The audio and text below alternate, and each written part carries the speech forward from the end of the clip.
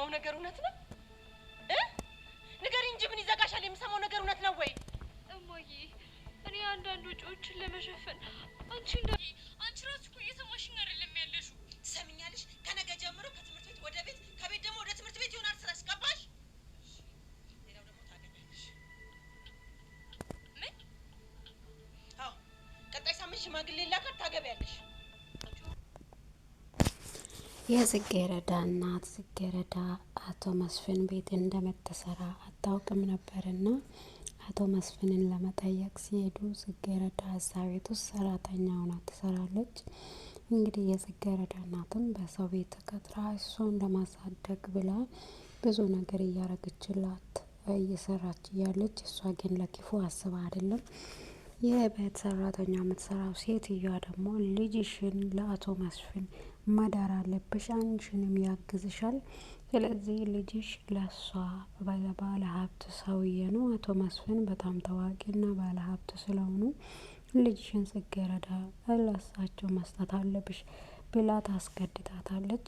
እንዲህ ከሆንሽ ሌላ ነገር ታመጣለች፣ እቺ ልጅ ቤት እየዋለችም አይደለም ብላ ስትላት ነቢዩ ደግሞ እነሱ ሲያወሩ ስለ እሱና ስለ ልጅቷ ትዳር ጉዳይ ስለ እያወሩ ሰምቶ ሻዩን ጥልና አባዬ እኔም ማልወዳትን ሴት እንዳገባ ነው ወይ አንተ እየተመካከርክ ያለከው? ጽጌረዳ ደግሞ እዚህ ቤት ሰራተኛ ሆና መስራቷን እናቷ አላወቀችም ነበርና በጣም ደነገጠች። ምንድነው ምሰሪ? እኔ እየሰራሁት የኖርኩትን ገረድነት አንቺም ለመስራት ነው እንደዚህ የገባሽው? እኔ ለምን እስከ ዛሬ አልነገርሽኝም ስትላት አይ እማዬ እኔ እኮ ያልነገርኩሽ አንዳንድ ወጪዎችን ለትምህርት ቤት የሚሆኑኝን ይሸፍናሉ ብዬ እንጂ አንቺን በትዳር ሁኔታ እንደ ተስማማሽ እኔ አውቄያለሁ። ስለዚህ በዛ ሁኔታ ብትወጪና ራስሽን ሆነሽ ብትኖሪ ነው ደስ የሚልሽ። አንቺ ደግሞ አቃጣሪ ከዚህ በኋላ ከጽጌረዳ ህይወት ሙሉ በሙሉ እንድትወጪ ነው የምፈልገው።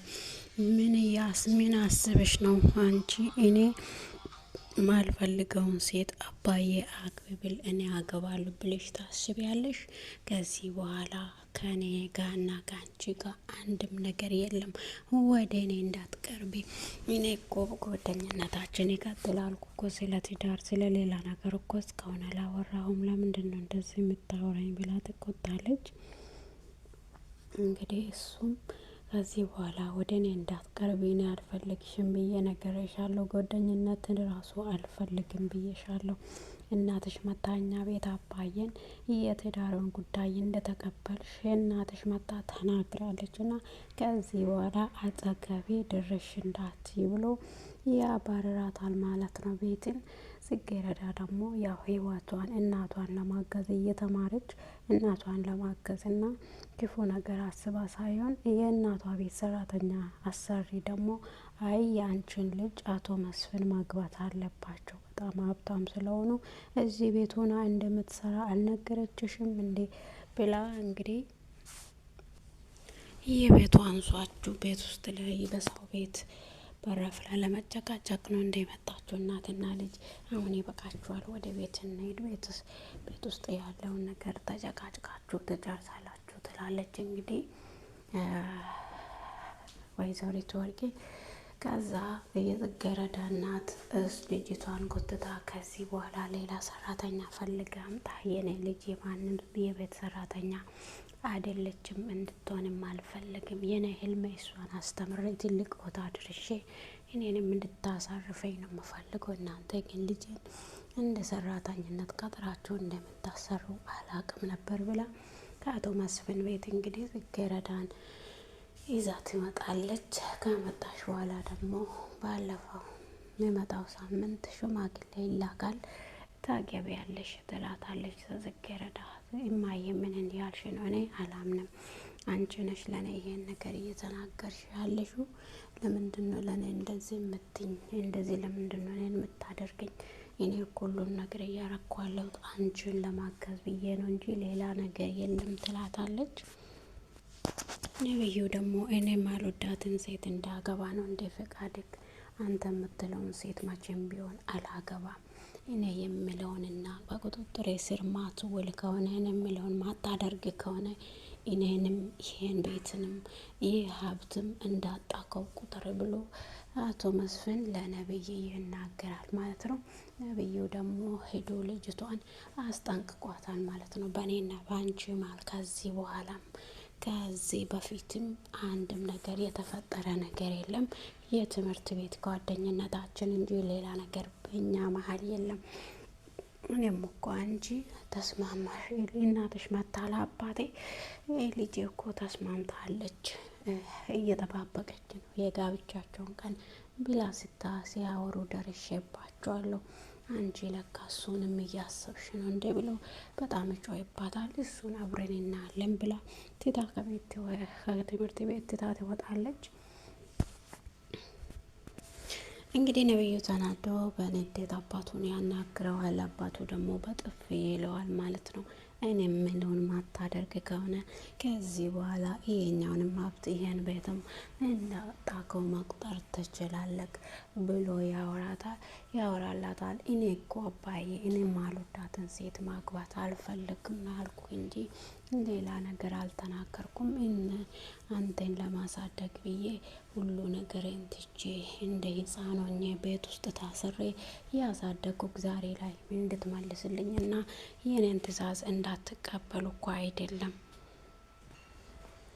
እንግዲህ ጽጌረዳ እናቴ እንዴት እንደመጣች ራሱ ለምን ነብዩን ጋሼ ክላስ ሻይ ውሰድላቸው እናቴና አሰሪያችን እንዴት እንደመጡ ባላቅም አባቴ ክላስ ጋሼ ክላስ ቁጭ ብሏሉና እናቴ ደግሞ እኔ የቤት ሰራተኛ ሆኜ እንደምሰራ ስለማታቅ አሁን እንድታውቅልኝ አልፈለኩም እና እባክህ ነብዩ ይሄን ሻይ ውሰድና እንግዶቹ ሳትክና ስትለው እንዴት እናትሽ አባዬ ክላስ ውስጥ ምን ትሰራለች? እንዴትሽ መጣች? ከእትዬ ጋር እናሳቸው ስላመሙ ለመጠየቅ መጥቶ ሊሆኑ ይችላሉ። እንግዲህ እንደዛ ስላት እሱ ደግሞ ሻይን ይወስዳለሁ ግን ጉንጭን እንድትስምልኝ እፈልጋለሁ ይላታል። እሷም አንተ ያማል እንደምን እያወራክ እንደሆነ ገብቶሃል ትለዋለች። እሱ ደግሞ አሁን እያወራው እንዳለ ገብቶኛል፣ እኔ አልፈልጋትም፣ ቤቴን ማግባት እኔ አልፈልግም፣ እኔ የማልፈልጋትን ሴት እንዳገባ ለምን ታስገድደኛለህ ይለዋል። ከዛ አባቱ በጥፊ ይለዋል ማለት ነው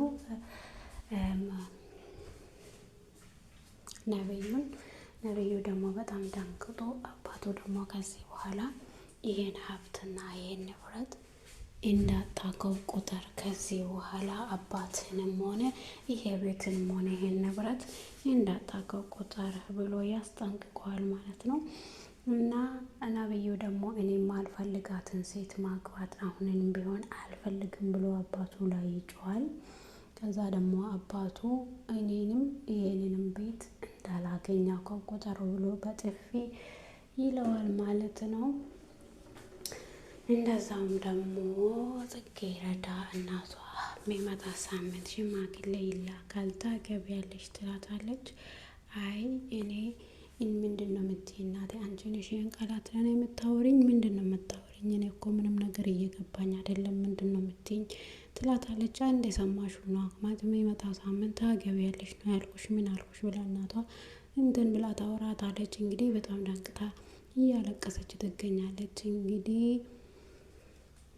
ውድና የተወደዳችሁ የዩቱብ ተከታታዮች ሰላማችሁ በያላችሁበት ቦታ በዚህ ትበለኝ። ሰብስክራይብ ላይክ እያደረጋችሁ አበረታቱኝ። አመሰግናችኋል።